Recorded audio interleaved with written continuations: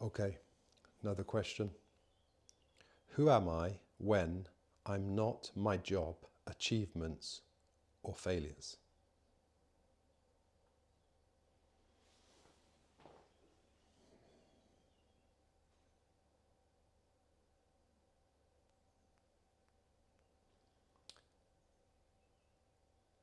Again, the question comes from the same place. Who am I when I'm not my job, my achievements, and my failures? Well, you're not those things anyway. What's happening is you're getting a sense of self-worth from your job, your achievements, and then obviously a sense of turn down when you have failures. But that's the identification with the outcomes. You see, so that again, the question comes from an inside, the self-seeking mind, saying, well, who am I then if I'm not achieving anything? Who am I then outside of my achievements? Because surely my achievements, don't they make me who I am? Don't they state my self-worth? Isn't that what self-worth is? I achieve something, therefore I have self-worth, therefore I have confidence, therefore I feel good about myself. Yeah, and from inside the self-seeking mind, that's exactly how it appears.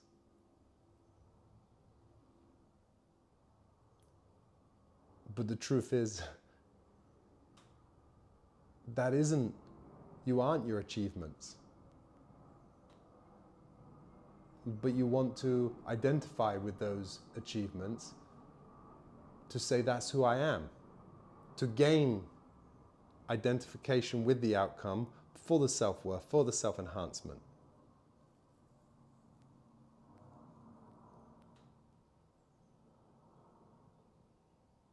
And in that, you're kept just turning over and over. And you say, well, if I let go of that, who am I then if I'm not my job and my achievements? What do I have then? Well, no one's saying you need to let go of your job or your achievements. But if your job and achievements own you, in the sense your self-worth is wrapped up in that, then you will live under the constant pressure of the job and the achievement. You'll live under the constant pressure of that outcome.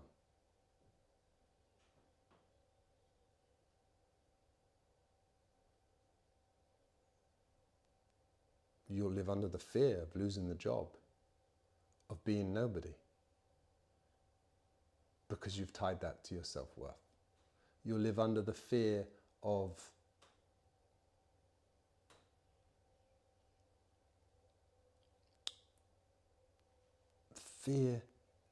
being nobody,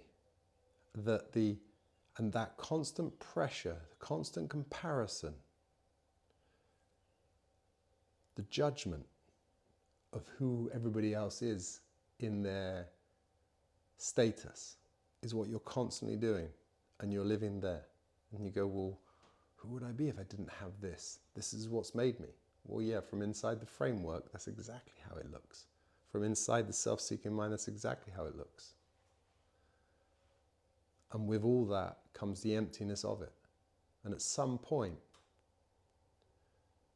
as the transition comes about, you start to see holes in that. You start to see the meaninglessness of it. Sometimes by complete failure that breaks you and you can't take it anymore, or you achieve so high, you've won it all. And it feels completely empty. And you realize then that you weren't ever your achievements, you weren't ever your failures. So who are you without them? You're the presence. You are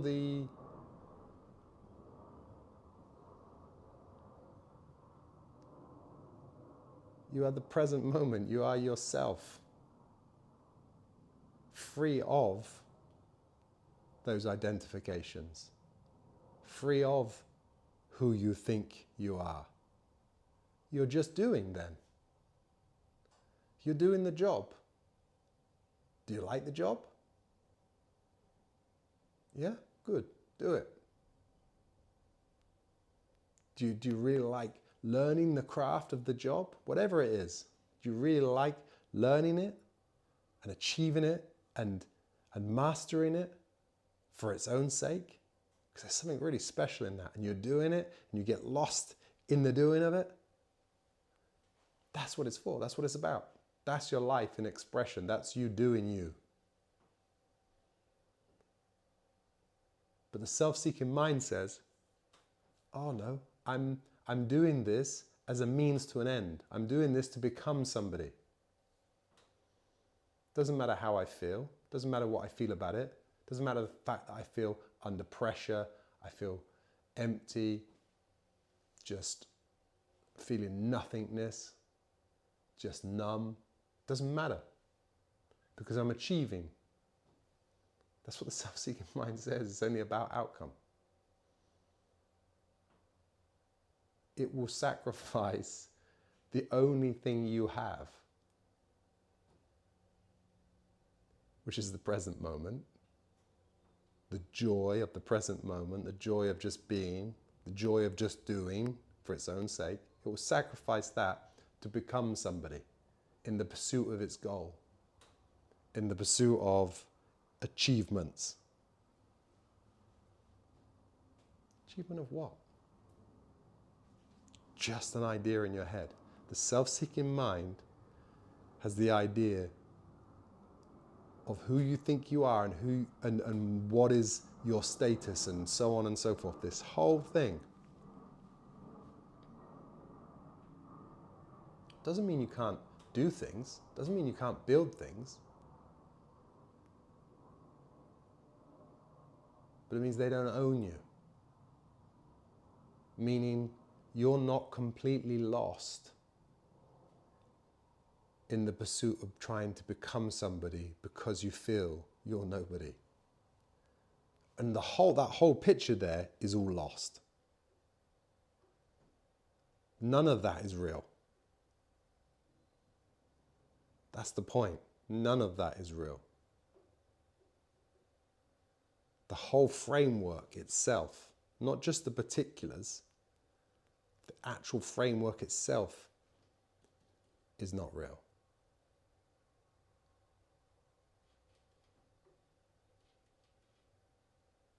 And as you see that, then you have the freedom from it.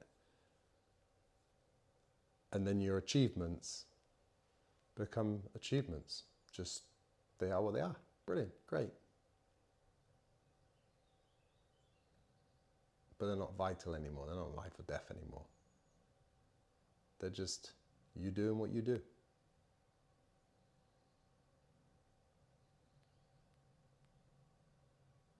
Okay, good.